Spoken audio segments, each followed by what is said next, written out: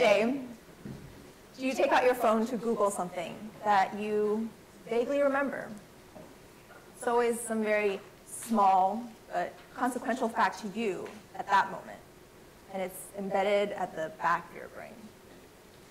Now, I check my browsing history, and on the average workday, I Google about 60 factoids a day. So that might sound a little excessive, and I might seem a little anxiety prone, or I might just be a medical student. So I'm a third year at Baylor College of Medicine, and throughout the years of our training, we continuously commit these small but very consequential facts to memory. In diagrams like these, every single label and connection counts because, well, every single one of them can cause disease. Every single one of them can be a threat to the health of a patient. And this next one is a scientifically accurate diagram of what my brain looks like sometimes. So, how do you remember all these? We can always try flashcards. That's the first method we usually turn to. It's pretty simple, it's straightforward. It gets the job done most of the time. And it just becomes a giant game of matching, right? But flashcards are the definition of two-dimensional, right? You flip from one side to the other side. And information can be 3 or 4 or 5 dimensions. Really, information can have, if you think about it, as many dimensions as it wants. So there have to be better ways to remember this.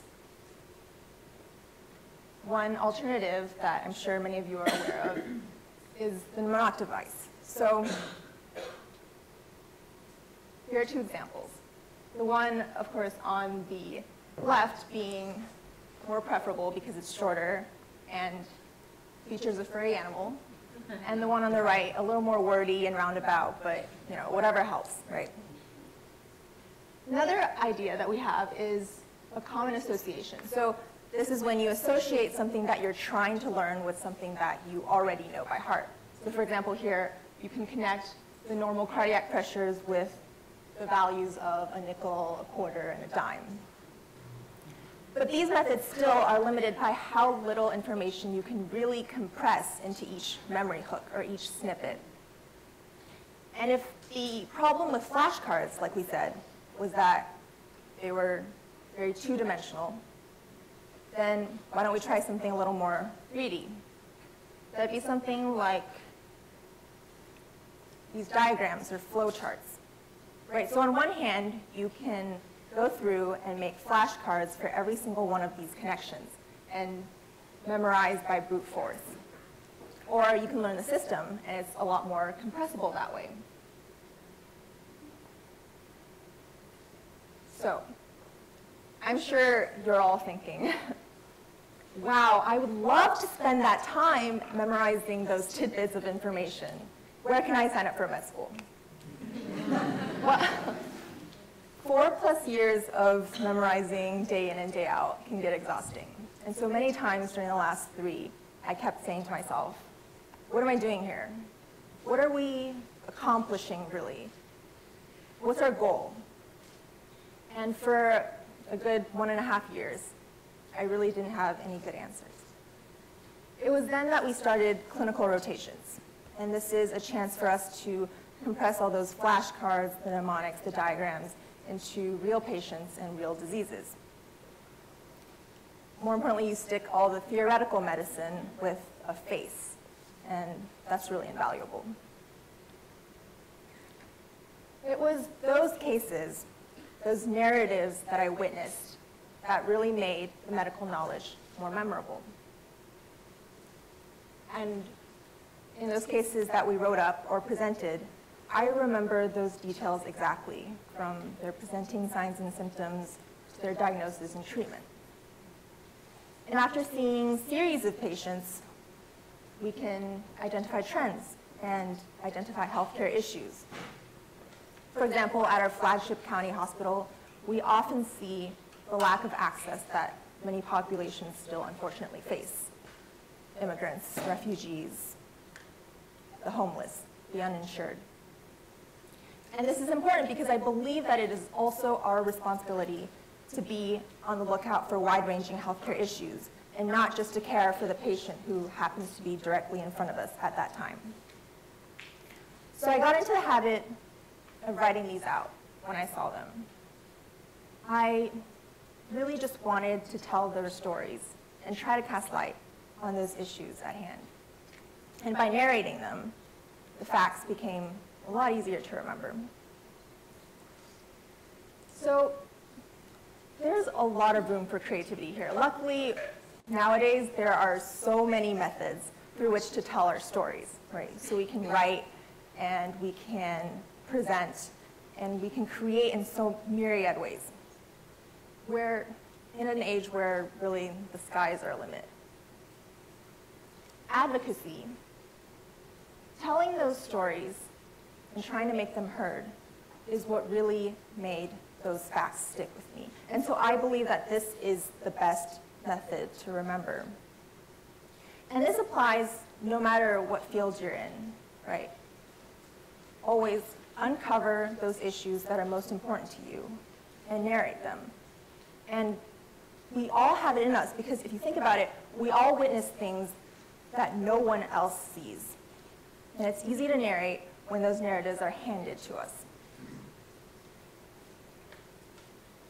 And not only do we draw attention where attention is due, we also get the added benefit of having the facts stuck in our memory without the painful memorization of looking back and forth through flashcards.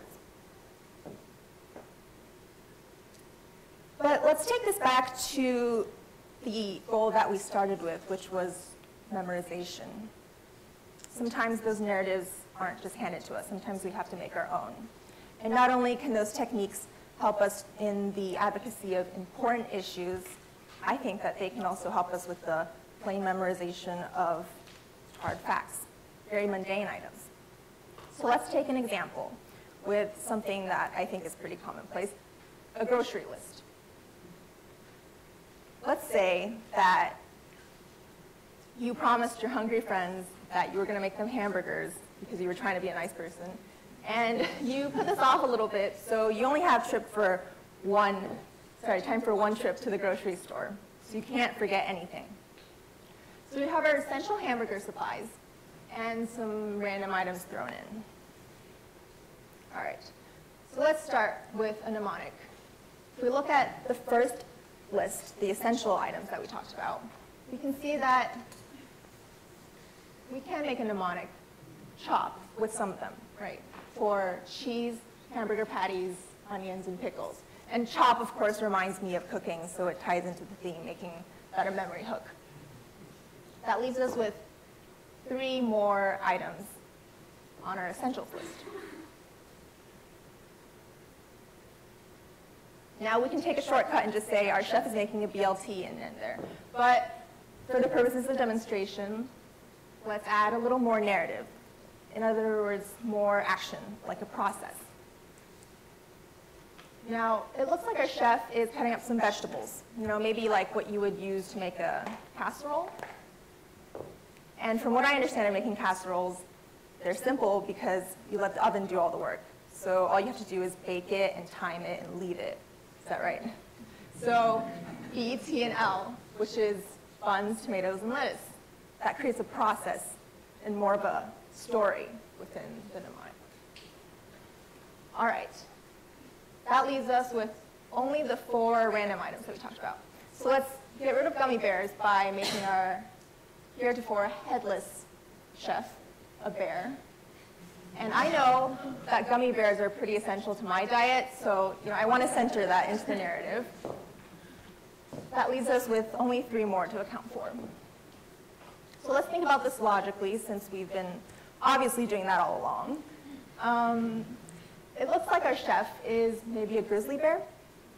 So it makes sense that maybe he's making this casserole for the Grizzly State Fair. And I really like this one because the mnemonic actually sounds like the words that it's supposed to stand for. Grizzly sounds like grapes with a GR sound. State kind of sounds like sea salt with strong S and T sounds. And fair, of course, both one-syllable words that start with F and end with R. So we have our full story of our gummy bear chef who's chopping, chop standing for cheese, hamburger, patties, onions, and pickles, and making a casserole, which he will bake in thyme and leaf for buns, tomatoes, and lettuce, to bring to the Grizzly State Fair for grapes, sea salt, and flour. Now, I wouldn't really recommend doing this with all of your grocery lists, but for the handy things that you really need to memorize on the go, I believe that narrative techniques can really help. So let's go back to the bottom line. Whatever you do and wherever you are, take those important issues, the things that really matter to you, and create a narrative to remember them. And if it's an issue of importance, then tell others about it. You should advocate for it. And I think that we'll find that memorization of the facts will then become the easy part. Thank you.